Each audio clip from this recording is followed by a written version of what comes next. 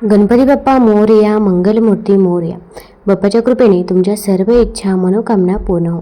नमस्कार मंडळी. तर आज आहे संकष्ट चतुर्थी. तर मी तुम्हाला संकष्ट चतुर्थी व्रताची कथा सांगणार आहे. ही कथा ऐकल्यामुळे आपल्याला गणपती बाप्पाचा आशीर्वाद प्राप्त होत असतो. त्याचसोबत आपल्या घरात दुःख, दारिद्र्य, गरिबी दूर होत असते. त्यामुळे व्हिडिओ स्किप न करता शेवटपर्यंत जरूर बघा. चॅनलवरती नवीन असाल तर चॅनल लाईक करा आणि सबस्क्राईब देखील करा. तसेच कमेंटमध्ये गणपती बाप्पा मोरया लिहायला विसरू नका, जेणेकरून आपल्याला देखील गणपती बाप्पाचा आशीर्वाद प्राप्त होईल. तसेच शेजारील नोटिफिकेशन बेल देखील प्रेस करा, जेणेकरून मी जेव्हा पण व्हिडिओ बनवेल तर तो व्हिडिओ तुम्हाला सर्वात अगोदर दिसेल. गणपती बाप्पा हे आबालवृद्धांचे आराध्य दैवत. गणपती हाच सृष्टीचा निर्माणकर्ता असल्याचं मानलं जातं. तोच ब्रह्मा आहे, विष्णू आहे, रुद्र आहे, इंद्र आहे असं सांगितलं जातं. तो समारंगणात अग्रस्थानी लढणारा, आनंदाच्या प्रसंगी मनसोक्त असणारा, गोडधोड आवडीने खाणारा, शिक्षणाची आवड आणि आस्था बाळगणारा, असा सर्वांना आदर्श वाटणारा असा देव आहे. गणपती बुद्धीची देवता आहे. गणपती ही वैश्विक देवता आहे. गणेश ही प्रेरणा देणारी देवता आहे. विविध कलांच्या आविष्काराने सर्वांशी खुला संवाद साधणारे आणि सर्वांना आपलेसे वाटणारे हे दैवत. पराक्रमी असले तरी कोपिष्ट नाही, तेजस्वी असले तरी तापहीन असे हे दैवत. यामुळेच दैवत्व असलेला गणपती जवळचा आणि आपल्यातलाच वाटतो. विघ्नहर्ता, सुखकर्ता गणपती बाप्पाची कृपा लाभावी यासाठी विविध उपासना केल्या जातात. यामध्ये चतुर्थी व्रताचरण विशेष फलदायी मानले जाते. कोणत्याही कार्याची सुरुवात प्रथमेश गणपती स्मरण पूजनाने केली जाते. जे कार्य हाती घेतलेले आहे ते निर्विघ्नपणे पार पडावे. अडथळे, संकटे, समस्या, अडचणी दूर होऊन कार्यसिद्धी यशस्वी व्हावी यासाठी गणपतीचं आवाहन केलं जातं. आता आपल्याला संकष्ट चतुर्थीचे व्रत करणे जरी शक्य नसेल तर या दिवशी आपण गणपती बाप्पाची पूजा सेवा करायची आहे. त्यासोबत कथा देखील ऐकायची आहे. तर आता कथेला सुरुवात करूया. एकदा एका गावात एक वृद्ध माई राहत होती. ती वृद्ध माई खूप गरीब होती. त्या वृद्ध माईच्या कुटुंबात तिचा एकुलता एक मुलगा होता, जो तिच्या वृद्धपणाचा एकमेव आधार होता. त्यांच्याकडे काहीच नव्हते, पण गावातील जितकेही घरामध्ये जनावरे होती त्या लोकांच्या जनावरांना वृद्ध माईचा मुलगा जंगलात चारण्यासाठी घेऊन जात होता. संध्याकाळी तो सर्व गायी गावकऱ्यांच्या स्वाधीन करत असे. जनावरे चारल्यानंतर गावातील लोक जे काही देत त्याच्यावर आई मुलांचे घर चालत असे. अशा प्रकारे कसेबसे त्यांचे दिवस हे जात होते. एके दिवशी वृद्ध माईचा मुलगा गावातील जनावरे चारण्यासाठी जंगलात घेऊन जात होता. वाटेत त्याला गावातील काही स्त्रिया भेटल्या. त्यातील एक वृद्ध दिसणारी स्त्री त्या मुलाला म्हणाली, बाळा, तू तर दिवसभर जंगलात गायी चारतोस आणि तुझी आई घरात बसून पंचपक्वान्न बनवून खात असते. मुलगा म्हणाला, असं कधीच होऊ शकत नाही. माझी आई कधीच असं करू शकत नाही. तेव्हा त्या गावातील स्त्री म्हणाली, जर तुला विश्वास नसेल तर आज जरा लवकर घरी जाऊन बघ. स्वतःच्या डोळ्याने पाहिजे, तेव्हा तुला स्वतःला विश्वास बसेल. मुलाने विचार केला, ठीक आहे, पाहण्यात माझं काय नुकसान आहे. आता मुलगा ज्यावेळी घरी पोचायचा त्यापेक्षा आज थोडा आधीच घरी आला. त्या दिवशी संकष्ट चतुर्थीचा दिवस होता. वृद्ध माई संकष्ट चतुर्थीचे व्रत ठेवले होते आणि ती तिळगुळ बनवत होती. चुलीवर कढई ठेवली होती. त्यात ती तीळ भाजत होती. जळत्या चुलीवर ठेवलेली कढई पाहून, त्यात भाजलेले तीळ पाहून आता मुलाला गावातील स्त्रियांनी सांगितलेल्या गोष्टींवर विश्वास बसू लागला. त्याने विचार केला, म्हणजे गावातील आजी माई जे सांगत होत्या ते खरंच होते. आणि पहा, मी तर जंगलात उपाशी पोटे दिवसभर फिरतो, जनावरे चारतो आणि माझी आई घरी पंचपक्वाने बनवून खात आहे. आता त्याला गावातील स्त्रियांनी सांगितलेल्या गोष्टी सत्य वाटू लागल्या. मग तो आपल्या आईला म्हणाला, आई, मी आता घर सोडून जाणार. वृद्ध माई म्हणाली, बाळा, अशी काय गोष्ट घडली जे तू असं म्हणत आहेस? मुलगा म्हणाला, मी तर जंगलात जातो आणि पाहतो की तू माझ्या मागे पंचपक्वाने बनवून खातेस. मला खाऊ घालणं तर दूर, पण तू मला सांगतही नाहीस. आई, आता मी या घरात राहणार नाही, मी जंगलातच जाईन. वृद्ध माईने आपल्या एकुलत्या एक मुलाला खूप समजावले. बाळा, आज संकष्ट चतुर्थीचे व्रत आहे म्हणून मी तिळगुळ बनवत होते. पण मुलगा काही ऐकायला तयार नव्हता. वृद्ध माईला समजले की नक्कीच कोणीतरी याला शिकवलं आहे आणि आता हा बोलून थांबणार नाही. जेव्हा मुलगा जायला निघाला तेव्हा वृद्ध माईने त्याला सांगितलं, मुला, हे घे, संकष्ट चतुर्थी व्रताचे तीळ आहेत. हे तू तुझ्यासोबत घेऊन जा आणि हो, जेव्हा केव्हा तुझ्यावर संकट येईल तेव्हा तीळ पुढे कर आणि बसून जा. जर मी तुझ्या नावाचे व्रत करत असेल तर तुझे संकट दूर होईल. मुलाने आईचे मन राखण्यासाठी तीळ आपल्या हातात घेतले आणि घर सोडून निघून गेला. चालत चालत तो घनदाट जंगलाजवळ पोहोचला. जंगलात आत गेल्यावर त्याने पाहिले, समोर एक भयंकर सिंह उभा होता. सिंहाने त्याचा मार्ग अडवला. मुलाने विचार केला, आज तर माझं वाचणं अशक्य आहे. आता तर मी मरणारच. तो भीतीने थरथर कापू लागला. आणि जेव्हा कोणीही संकटात असतो तेव्हा त्याला सर्वात आधी आपल्या आईची आठवण येते. त्या मुलालाही आपल्या आईची आठवण आली. जसे आईची आठवण आली तसेच तिने सांगितलेले शब्दही आठवले. मुला, जेव्हा कोणतंही संकट येईल तेव्हा तीळ पुढे कर आणि बसून जा.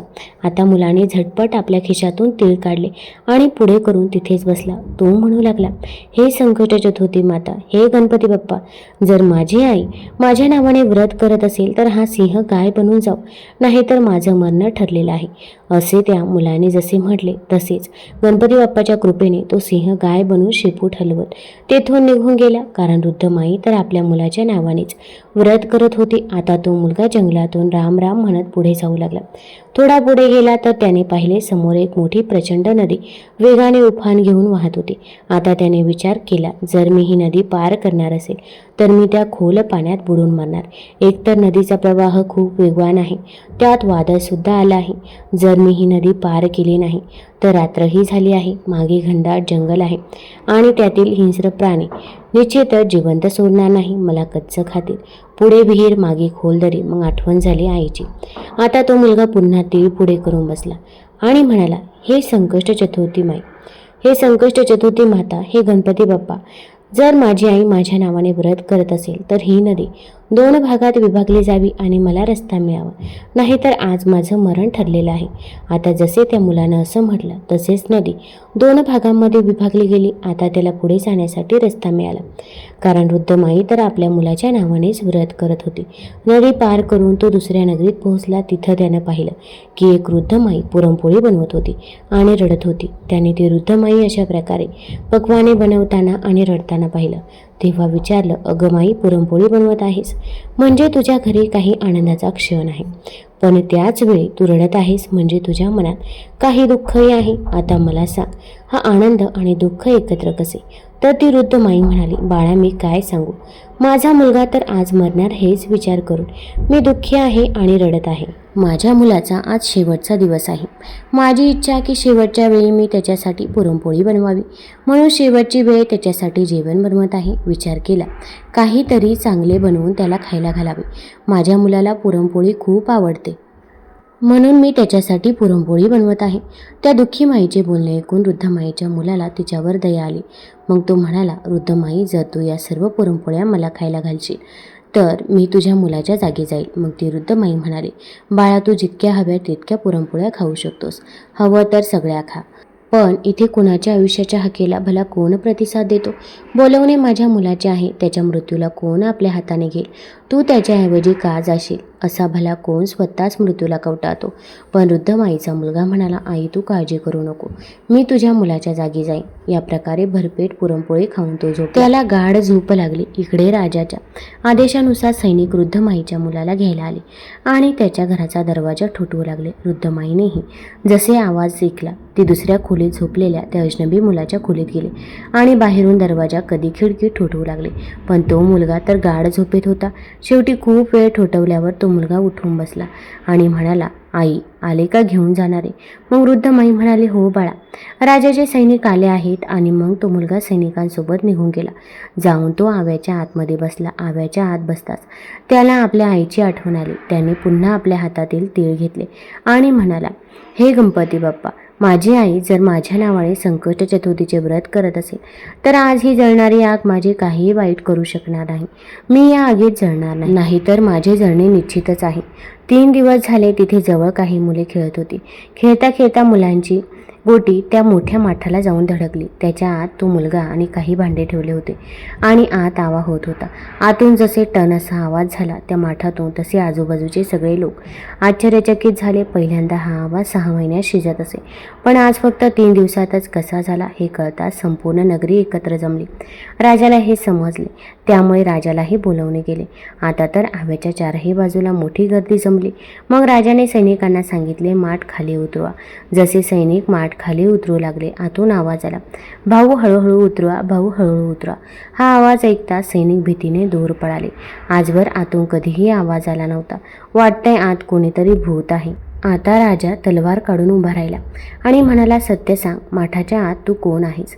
मग त्या माठातून वृद्ध माईचा मुलगा बाहेर आला आणि म्हणाला, महाराज, मी कोणताही भूत पिशाच नाही, ना मी कोणता राक्षस आहे. मी फक्त एका वृद्ध माईचा मुलगा आहे. माझी आई माझ्या नावाने संकष्ट चतुर्थीचे व्रत करत होती. मी तर फक्त गावातील माईताईच्या सांगण्यावर विश्वास ठेवून घर सोडून निघून आलो.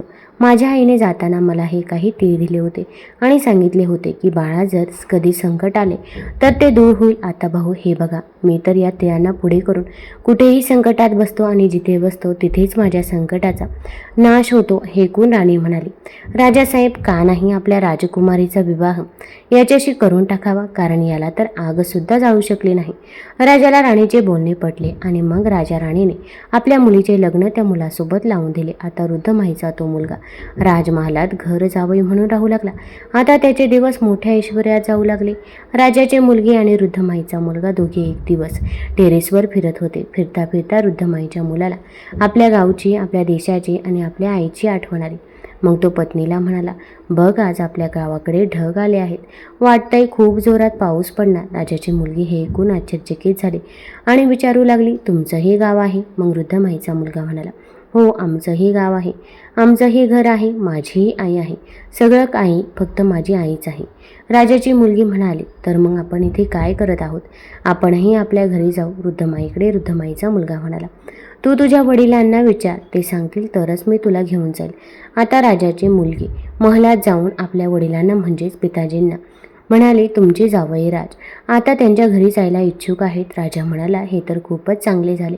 दूरचा जावई लाखाचा जावई, घरचा जावई फुकटचा जावई. ठीक आहे, तुम्ही दोघे तुमच्या घरी जा, कमवा, खा, तुमच्या संसाराची गोडी वाढवा. आम्हाला तर हेच पसंत आहे, हेच समाधान आहे. आता राजा विदाईपूर्वी भरपूर हिरे, मोती, रत्ने, हत्ती, धन, घोडे इत्यादी देऊन आपल्या मुलीला पाठवून लागला. मग ते दोघे आनंदाने निघून गेले. इकडे जेव्हा वृद्ध माईचा मुलगा गावाजवळ आला तेव्हा त्याने एका सैनिकाला आपल्या घरी पाठवले आणि सांगितले, जा आणि माझ्या आईला सांग की तिचा मुलगा आणि सून आले आहेत. आज सैनिक गेला तर पहिले की वृद्ध माई रडून रडून अंध झाली आहे. सैनिकाने जाऊन सांगितले, वृद्ध माई, तुमचा मुलगा आणि सून आले आहेत. वृद्ध माई सैनिकांना म्हणाली, बाळा, संपूर्ण गाव माझी चेष्टा करतो. आता तुम्ही माझी चेष्टा करायला लागलात का? माझा मुलगा तर घर सोडून गेला, कारण कोणीतरी त्याचे कान भरले होते. माहीत नाही एखाद्या वन्य प्राण्याने त्याला खाल्ले असेल. तो जिवंत आहे की नाही हे मला कळतही नाही. सैनिक म्हणाले, नाही माई, तुमचा मुलगा खरोखर आला आहे आणि तो आपल्या पत्नीला घेऊन आला आहे. आता संपूर्ण गाव एकत्र जमला की वृद्ध माईचा मुलगा आला, पण वृद्ध माईला अजूनही विश्वास बसत नव्हता. मग ती हात गणपती बाप्पाला म्हणाले, जर माझा मुलगा खरोखर आला असेल तर दुधाचा ओघ सरळ त्याच्या मिशावर पडेल. आता त्याला चामड्याचे अंगी वस्त्र घालण्यात आले. जसे वृद्ध माईचा मुलगा तिच्यासमोर आला, अंगी फाटली आणि दुधाचा छातीवरून ओघ वाहत त्याच्या दाढी मिशांवर पडला. आता संपूर्ण गावात गोंधळ माजला. वृद्ध माईचा मुलगा आला, वृद्ध माईचा मुलगा आला. गणपती बाप्पाच्या कृपेने वृद्ध माईच्या डोळ्यांनाही प्रकाश आला. जसे मुलगा आणि सून समोर आले त्यांना पाहून वृद्ध माई खूप आनंदी झाली. मुलगा आपल्या आईच्या पायावर कोसळला आणि म्हणू लागला, माई, मला माफ कर. मी तर माईताईच्या शिकवणीवर आलो होतो आणि घर सोडून निघून गेलो होतो. तू तर माझ्या नावाचेच व्रत करत होतीस आणि तुझ्या दिलेल्या तिळाने संकष्ट चतुर्थीच्या व्रताने गणपती बाप्पांनी माझे रक्षण केले आहे. मुलगा सुनेला पाहून वृद्ध माई आपल्या जुन्या सगळ्या दुःखांना विसरली आणि मग म्हणाली, बाळा, संकष्ट चतुर्थीचे व्रत तर मी केले, पण त्यामुळे मला मूल देखील परत मिळाले, पण त्यासोबत व्याजही परत दिले. आता तर वृद्ध माईचे ऐश्वर्य झाले. मुलगा सून प्रेमाने आनंदाने वृद्ध माईची सेवा करू लागले. गणपती बाप्पा, जशी कृपा तुम्ही वृद्ध माईवरती केली तशी कृपा आमच्या सगळ्यांवरती देखील करा. तर आता आपण बघूया गोकर्ण महाबळेश्वराची कथा. गौतम मुनी म्हणाले, भूमीवरील दुसरे कैलास म्हणून ज्या क्षेत्राचा महिमा आहे त्या गोकर्ण क्षेत्रावरून मी आलो आहे. तेथे प्रत्यक्ष शिवभगवान कैलासपती ओंकार रूपाने भवानीसह नांदत असतात. तेथे लक्ष्मीसह जनार्दन, व्यास, वसिष्ठ, भृगू, परशुराम तप करत असतात. देव, राक्षस, किन्नर सेवा करतात. नारद, तुमरू येथे शिवलीला गातात. अष्टनाटिका नृत्य करतात. ऋषी वेदघोष करत असतात. त्या शिवस्थानाच्या पूर्व दरवाजावर ऐरावतावर बसून इंद्र दक्षिणेला यमराज, पश्चिमेला वरुणराज व उत्तरेला कुबेर रक्षणासाठी तत्पर असतात. शिवमूर्तीभोवती कात्यायनीचे आवरण आहे. अष्टभैरव, 12 आदित्य 11 रुद्र, अष्टवसू, नवनिधी, डिंपाल यांची वस्ती असते. देवताचे समुदाय शिवहर शिवहर गर्जित असतात. मीही तिथेच असतो. अन्य तीर्थक्षेत्रात लक्षवर्ष केलेले अनुष्ठान आणि या शिवतीर्थावर एकदिवस केलेले अनुष्ठान याचा पुण्यलाभ सारखाच असतो. अमावस्या, संक्रांत, सोमवार, प्रदोष, पर्वकाळ, शिवरात्र या दिवशी येथे समुद्र स्नान केल्याने सर्व तीर्थांचे फळ मिळते. पूर्वी रावण, कुंभकर्ण, विभीषण यांनी येथेच तप केले. येथील मोक्षदायक शिवलिंग रावणाने कैलासाहून आणले. गजाननाने त्याची स्थापना केली. शिवलिंग स्थापनेची पुरातन कथा सोत सांगू लागली. रावणाची माता कैकसी रावणाच्या कल्याणासाठी, संपूर्ण विजयप्राप्तीसाठी रोज 5 धान्याचे पीठ करून त्याचे शिवलिंग करून पूजा करत असे. इंद्राने एकदा द्वेषबुद्धीने ते शिवलिंग समुद्रात नेऊन टाकले. कैकसीने अन्न पाण्याचा त्याग केला. हे पाहून रावणाने आईला सांगितले की मी कैलासावर जाऊन तपश्चर्या करून शिवाचे आत्मलिंगच तुला पूजेसाठी आणून देतो. रावण 14 विद्या 64 कला निष्णात होता. त्याने वेदाचे भाग करून सारासार निवडले. त्याने शंकराला प्रसन्न करून घेण्यासाठी आपले मस्तक आपल्या हाताने तोडून आपल्या शिराच्या तारा त्याला जोडून ताल स्वरयुक्त रागरागिणीचे संगीत तयार केले आणि त्यातून भगवान शंकराची स्तुती केली. संगीताच्या स्तुतीच्या प्रभावाने शंकर प्रसन्न झाले. प्रकट होऊन त्याने रावणाला वरदान मागण्यास सांगितले. त्यावेळी रावणाने प्रथम आपल्या आईच्या इच्छेनुसार पूजेसाठी शिवलिंग मागितले आणि दुसरे वरदान आपल्यासाठी त्रिभुवनात अत्यंत सुंदर असलेली पार्वतीसारखी स्त्री पत्नी मिळावी असे सांगितले. तथास्तु म्हणून शंकराने करोडो सूर्याप्रमाणे तेजपुंज असलेले प्रकाशमान आत्मलिंग आपल्या हृदयातून काढून रावणाला प्रदान केले. आत्मलिंगाची प्राप्ती झाल्यावर रावण प्रसन्न झाला. पार्वतीसारखी सुंदर स्त्री मिळावी या त्याच्या मागणीसाठी भगवान शिव म्हणाले, पार्वतीसारखी सुंदर स्त्री त्रिभुवनात दुसरी स्त्री ब्रह्मदेव निर्माण करू शकला नाही, म्हणून तू पार्वतीलाच घेऊन जा असे म्हणून पार्वतीला रावणाच्या स्वाधीन केले. रावणाला अत्यानंद झाला. एका हातात आत्मलिंग, खांद्यावर पार्वतीला घेऊन रावण शिवाला वंदन करून आपल्या राजधानीच्या मार्गाने चालू लागला. हे पाहून शिवपुत्र गणेश, कार्तिकेय, नंदी, स्कंद, वीरभद्र शंकराला म्हणाले, आदिनाथ हा कसला भोळीपणा, उदारता प्रत्यक्ष आदिमाया रावणाला देऊन टाकली. रावण कसा आहे तुम्हाला माहीत नाही का? यावर शंकर त्यांना धीर देत म्हणाले, काळजीचे कारण नाही. तिचा रक्षण करता भगवान विष्णू आहे. तो तिला रावणाच्या हातून मुक्त करण्यासाठी धावत येईल. इकडे रावणाच्या हाती सापडलेल्या पार्वतीने मुक्त होण्यासाठी भगवान विष्णूंचे स्मरण केले. हे असुरमर्दना, तू असुरवधासाठी दशावतार घेतलेस. माझ्या पतीला तुझे रूप अत्यंत प्रिय आहे. धावत येऊन मला या दैत्याच्या हातून मला मुक्त कर. पार्वतीचा धावा कानी येताच भगवान विष्णू ब्राह्मणाचे रूप घेऊन रावणाच्या मार्गात त्याच्यासमोर आले आणि रावणाला म्हणाले, दशानना, एवढी सुंदर स्त्री तुला कोठून प्राप्त झाली? रावण गर्वाने म्हणाला, ही पार्वती आहे, मला शंकराने दिले. ब्राह्मण वेशधारी विष्णू म्हणाले, अरे तिला खाली उतरून तिचे तोंड तरी पहा. रावणाच्या मनात शंका आली. त्याने पार्वतीला खांद्यावरून उतरून खाली ठेवले. तोपर्यंत विष्णूने योगमायेच्या सामर्थ्याने पार्वतीला कुरूप, वृद्ध, कळी, अमंगळ दात पडलेले, कपाळावर आठ्या असे केले. पार्वती म्हणून आणलेल्या त्या स्त्रीचे असे हीन रूप पाहून रावणाने तिला तिथे सोडून दिले. ते पाहून ब्राह्मण वेशधारी विष्णू खदाखदा हसू लागले. विष्णूने तेथेच पार्वतीची भद्रकाली म्हणून स्थापना केली. इकडे रावण पुन्हा कैलासावर आला. रागाने तो शंकराला म्हणाला, देवा, तुम्ही माझी फसवणूक केली. पार्वती म्हणून एक अमंगळ कुरूप स्त्री दिली. तेव्हा भगवान शंकर म्हणाले, पार्वती विविध खेळ खेळणारी आहे. ती तुला तिच्या असंख्य लीला करून असंख्य ब्रह्मांडे दाखवी आणि क्षणार्धात ती सर्व लपवून ठेवेल. ती तुझ्या कैहात येणार नाही. तू तिला सांभाळू शकणार नाही. भगवान विष्णूने आपल्या शरीरापासून एक सुंदर स्त्री निर्माण केली आणि रावणाला सांगितले की मयासुराची कन्या मंदोदरी म्हणून जन्माला येईल. अत्यंत सुंदर असलेली ती तुला पट्टराणी म्हणून प्राप्त होईल. मयासूर तिचे तुझ्याबरोबर कन्यादान करतेवेळी तुला अमोघ शक्ती प्रदान करेल. त्यामध्ये 7 कोटी मंत्रांचे सामर्थ्य असेल. रावणा, त्याचा उपयोग तू तुझ्या शत्रूवर कर. शंकराच्या सांगण्याने प्रसन्नचित्त झालेला रावण आत्मलिंग बरोबर घेऊन निघाला. वाटेत गजानन गुराख्याच्या रूपात गायी चारत होता. देवांच्या विनंतीवरून रावणाच्या हातून आत्मलिंग सोडून त्याची योग्य ठिकाणी स्थापना करण्याचा त्याचा हेतू होता. म्हणून गजानन रावणाच्या मार्गात उभा होता. तोपर्यंत रावणाला लघुशंका उत्पन्न झाली. हातात शिवलिंग घेऊन लघुशंका करणे शास्त्राच्या विरुद्ध नियम होता. रावण आत्मलिंग जमिनीवर ठेवू शकत नव्हता, कारण तसा शंकराचा आदेश होता. रावणाला तेवढ्यातच गजानन म्हणजेच गणपती बाप्पा गुराखी दिसला. रावणाने जवळ जाऊन गुराख्याला सांगितले की मी लघुशंका करून येईपर्यंत हे आत्मलिंग हातात घेऊन उभा राहा. तेव्हा गुराखी म्हणाला, माझ्या गायी रानमोळ फिरतात, त्या दूर पळून जातील. तुम्हाला लघुशंकेला बराच वेळ लागेल, त्यासाठी मी तुम्हाला 3 हाका मारेन. त्या संपल्यावर तुम्ही नाही आलात तर मी हे आत्मलिंग जमिनीवर ठेवून गायीच्या मागे जाईन. ठीक आहे म्हणून रावणाने आत्मलिंग गुराख्याच्या रूपातील गजाननाच्या हातात दिले आणि तो लघुशंकेसाठी जरा दूर आडबाजूला गेला. रावणाला जाऊन 2 घटका झाल्या. गजाननाने थोडा वेळ थांबून 2 हाका मारल्या. 3री घटका झाली. गजाननाने 3री हाक मारून सांगितले, रावणा 3 घटकापर्यंत मी थांबलो. माझ्या गायी फार दूर गेल्यात. तुझे हे लिंग घेण्यासाठी तू लवकर ये. रावण हाताने थांब थांब म्हणत खुणा करत होता, परंतु गजाननाने म्हणजेच गणपती बाप्पाने ते आत्मलिंग जमिनीवर ठेवले आणि मी चाललो असे म्हणून तो निघून गेला. रावणाला राग आला. तो तसाच अपवित्र अवस्थेत उठला आणि धावत जाऊन ते आत्मलिंग उचलू लागला, परंतु ते आत्मलिंग हलेना. ते जमिनीशी एकरूप झाले. रावणाने त्याची सारी शक्ती पणाला लावली, परंतु ते आत्मलिंग सुतभर देखील हललं नाही. तेवढ्यात गुराखी गायी पृथ्वीमध्ये गुप्त होतात. रावणाने पाहिले. रावण द्वेषाने धावत गेला. त्याने गुप्त होणाऱ्या गायीचा कान पकडला. गाय भूमीत गुप्त झाली. रावणाने तेथेच विधिवत आत्मलिंगाचे पूजन केले. तेव्हापासून त्या स्थानाला गोकर्ण महाबळेश्वर हे नाव पडले. रावणाची माता तेथेच येऊन नित्य शिवपूजन करू लागले. रावण, कुंभकर्ण, विभीषण या सर्वांनी तेथे शंकराचे अनुष्ठान केले. भगवान शिवाच्या वरदानामुळे रावणाला अपार शक्तीचा लाभ झाला. त्याने देवांना जिंकले. मयासुराने आपली कन्या मंदोदरी रावणाला दिली आणि एक दिव्य शक्ती कन्यादानाच्या वेळी दिली. रावणाच्या असंख्य पुत्रांपैकी इंद्रजित महापराक्रमी झाला. त्याने इंद्रालाही पराभूत केले. अनुष्ठानामुळे रावणाला प्रचंड धनलाभ झाला. असा हा गोकर्ण महाबळेश्वर तीर्थाचा महिमा आहे. भगवान विष्णूंचे लग्न देवी लक्ष्मी सोबत करण्याचे योजिले. सर्व देवांना आमंत्रण मिळालं, पण गणेशाला काही दिलं नाही.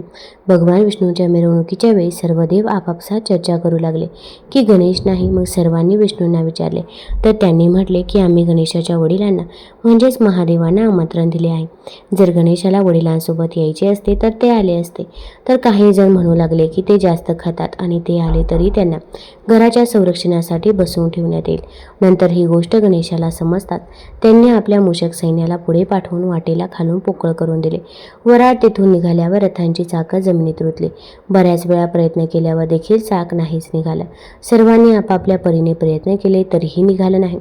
बऱ्याच जागीतून ते तुटायला लागलं. कोणालाही काही सुचत नव्हते की आता काय करावं. तेव्हा नारदजीने सांगितले की आपण गणेशाचं अवमान करून चांगलं केलं नाही.